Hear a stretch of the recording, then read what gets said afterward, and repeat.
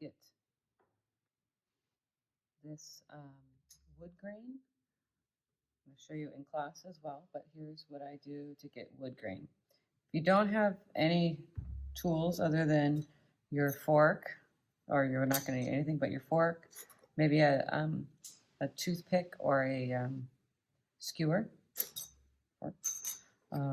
If you have this is like a pencil, just a piece of wood with sharp end. If not, just use a pencil. Things that I usually do to get wood grain is I'll first kind of draw it out. Works a little bit. Like I'll decide, okay, this is where the knot will be. And I'm pressing into the clay as well, and I want the lines to kind of connect and look wavy but not odd. Like you want to kind of look at the grain of wood and see what happens. So this is a very uniformed piece of wood, right? Usually there's a lot more divots in it.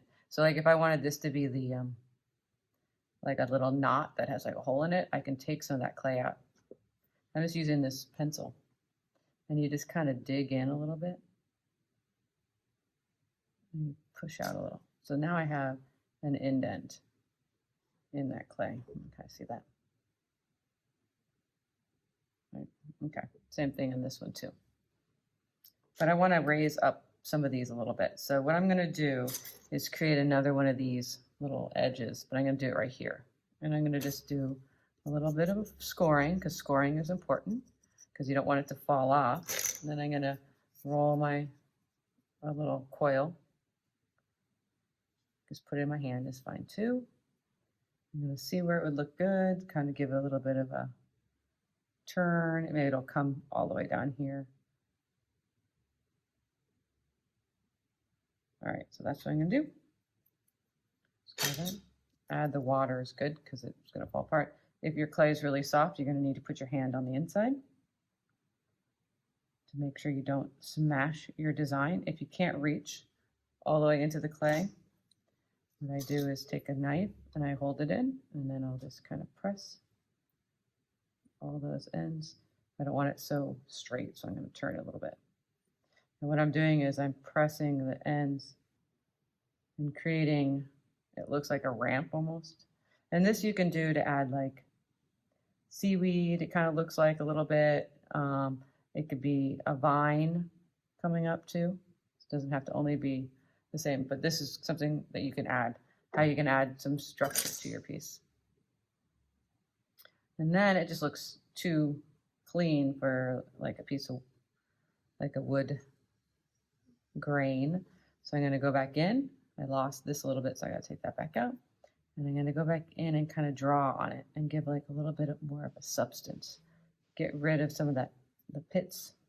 I call those little balls of clay little pitties, but they're just you don't want them, these little things. So I just kind of get rid of them. And that way it kind of looks more wood grain, and it gives it more of a conscious effort of what you're trying to do. And I try and give a little bit of depth in certain areas.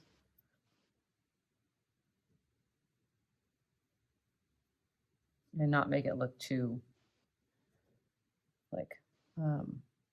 uniform, because if you look at tree bark and stuff.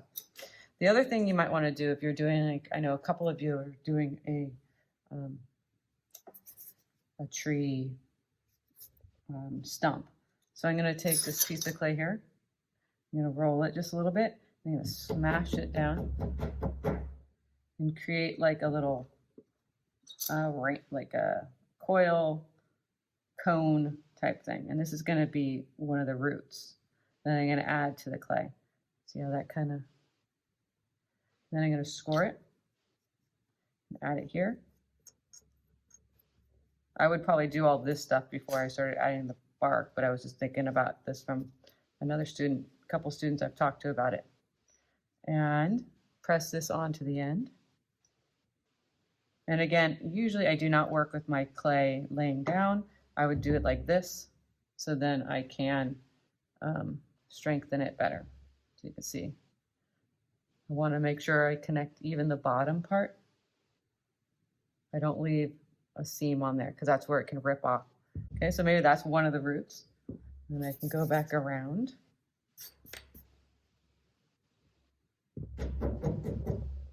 And I'm flattening it out because I don't want it too thick.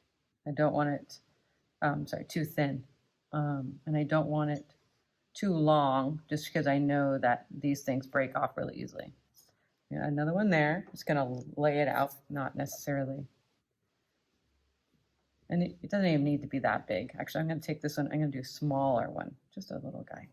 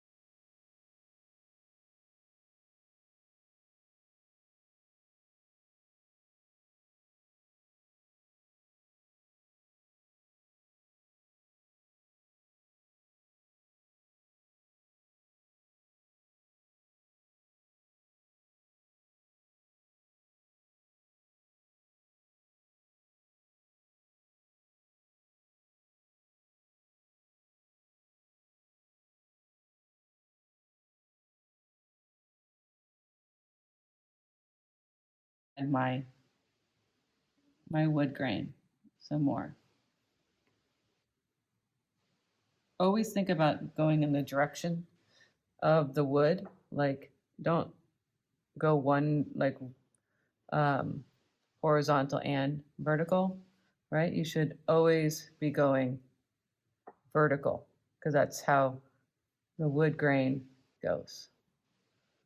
So I'm giving more wood grain that way. And then I'm going to continue with this one. Remember, I had the little extra wood grain, which works out nicely. So I'm just going to continue that. And then smoothing that out. You got to be careful not to break this stuff.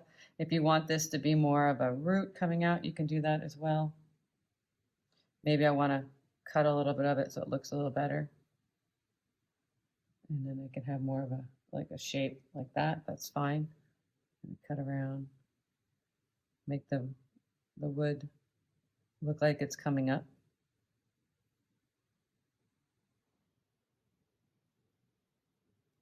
And I'm just using a pencil on that, and I'm going to come up and kind of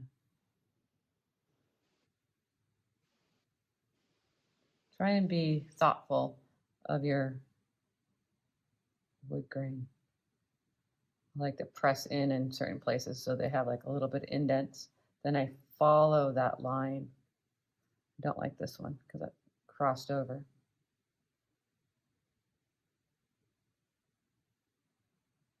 Then I can give like little bits of lines, some directional, okay? And then I kind of go back in and kind of give a little bit more roughness, but try and be like wherever you put a line, be conscious of what you're doing. Okay, so that's wood. Next would be making barnacles. So I do these ones by scoring.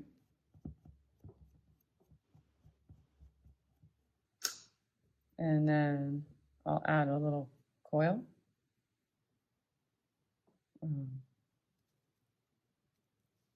Coil, I mean a ball. And I press it into place. And then I'm going to, this one got pushed in, but I usually have a, I'll put a pencil in there and then use a skewer, and I will press down or up, whatever works. Like you can go upwards too, it doesn't matter. And this kind of gives the impression of a barnacle. And then after I'm done, I'll get rid of all these lines. So that's barnacles, and then we'll do these guys here.